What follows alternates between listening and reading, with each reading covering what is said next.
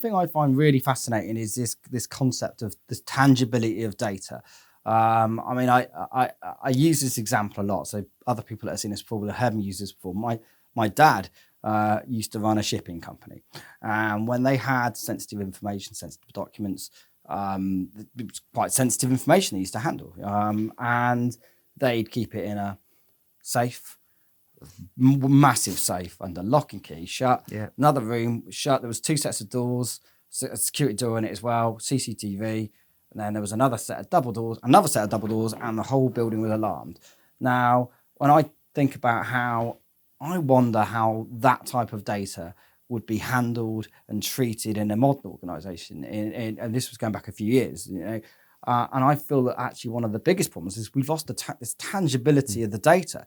Like, if I handed you a briefcase and it had shareholder documents, there you go. There's our top 10 biggest accounts, their phone numbers, all their detail. If I gave it to you in a briefcase, open the door, open it up and left it on the desk and said, "Everyone come in," you'd never do that. So why do we do that? Why do we do that currently with our data the way we handle it now? Well, I think there's a few different reasons why we do it. I think one of the reasons is that we've got this kind of society that we've got now where people put everything online. Oversharing. I mean, I have a go at my wife and say, I could look at your Facebook site and I could probably glean as much information as I needed to open a bank account in your name without you knowing about it. I know where you went to school. I know your mother's maiden name. I know your grandmother's maiden name. I know all these sorts of things. It's absolutely insane.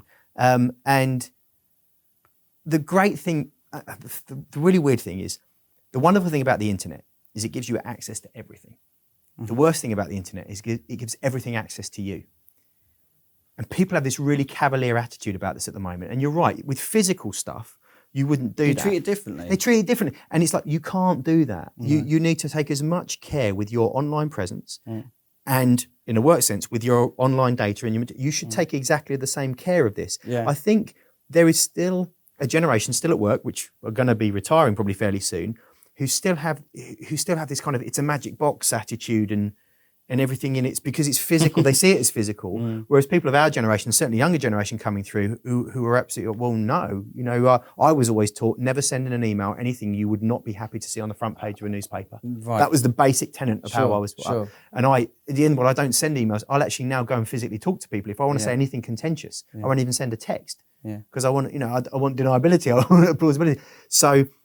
Yeah, it's strange. It's like, what would you do? Would you put your jewellery on display in the front window of your house? No, you wouldn't do it. Of course you wouldn't. So just be sensible. If I, going back to the analogy of my dad's company, I mean, if I asked my dad if he ever knew where, really important documents were that were quick, of course he knew where they were. He knew where they were at all times. Whereas if I asked the same question to, some large organisation, they don't know, and unfortunately, some of them, it just don't seem to care.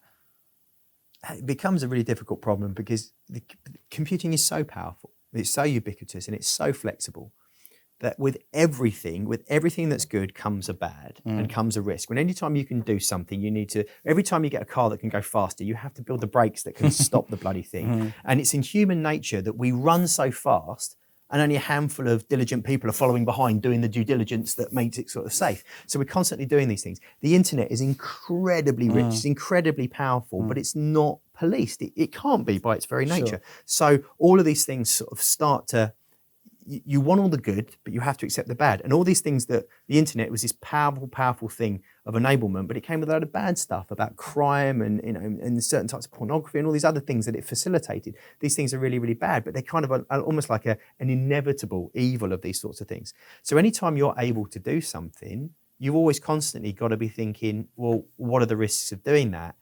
And I think one of the things that security should be doing for CISOs, CIOs, and then for the rest of the exec team is to be saying, what can security enable you to do that you couldn't do before? So security can no longer be the no person. Right. Because the days are gone where you can say, no, you can't do that.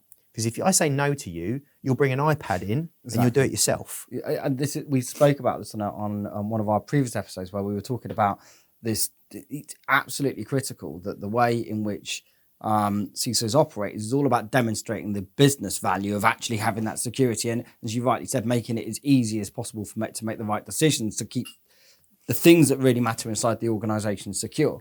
But it has to be demonstrated in a tangible business value approach, otherwise it just doesn't work. And I think most of the time it's difficult to do that because it's a very easy, very glib thing for us to difficult, say. Because if someone says, I want to do that, and then you say, well, no, I can't because of that, that becomes a problem. Sure. And this comes down to the culture again of most organizations in that, and what I was saying a minute ago about we do something, then we work out the risks afterwards, is that people say, well, I want to be able to work from home. Well, of course we're going to let you work from home. Right. How do we secure it? And if the security comes later, the user experience, the user's perspective, is that, oh, you're limiting my productivity. We can't be agile. Whereas if you actually use technology, not just the security, not just to catch up with your risk, but actually to plan your growth, that is a completely different thing. So you're not just run, you're talking about grow the business. You say, right, we've got to put a certain amount of time securing what we're doing now.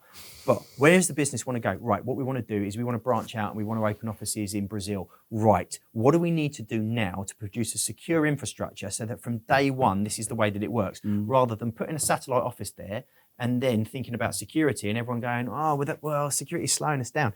What can you do? Get the foundations right, yeah. I mean, what we try to do for people is we want to say to them, what would it mean to your business if the internet was no longer a source of risk? And then what do you think of that? Well, that'd be great. We have to use it. Okay, where are the risks coming from the internet? Well, there's lots of risks. Well, what are some of the risks? Well, some of the risks are someone opens an email. Yeah, it's a big risk. Some of the risks are someone clicks on a URL, goes to a part of the internet they've never been to before. Some of the risks are someone downloads a file and then runs it. We don't know. So if we can just take those risks away, what would that enable you to do? Well, maybe it would enable our HR teams to open CVs.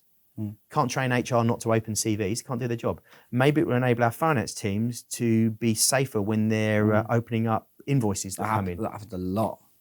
Maybe it would be safer that our execs, when they get a piece of very highly targeted spear phishing email, which typically along the lines of now is, this is what someone's saying about your company online. These are the kind of things. These are the kind of things that you want to be able to say, right, if we can protect you against those sorts of things. Now, when you're having that conversation, that's much easier than you kind of want to improve the general security of your business, don't you? Yeah, but it shackles people down and let's not look at that. Let's look at what you can do. Yeah. And what could you say yes to now if someone said, I want to be able to take my laptop and go and work in Southeast Asia and connect to the hotel Wi-Fi and connect that through. All right, it's a high risk in doing that potentially. How do we make it safe? Not, no, you can't take your laptop when you travel. And that's the problem security's got to solve, is the being able to say, yeah, we can do this, rather than saying no. But like you said a moment ago, educating people like, right, why are we making this decision? But bottom line, if it's not simple for me, if it doesn't make it easier for me, then you can expect me to go and find somewhere I'm going to make life easier for myself. So make it easy. Make it easy. It's got to be the goal.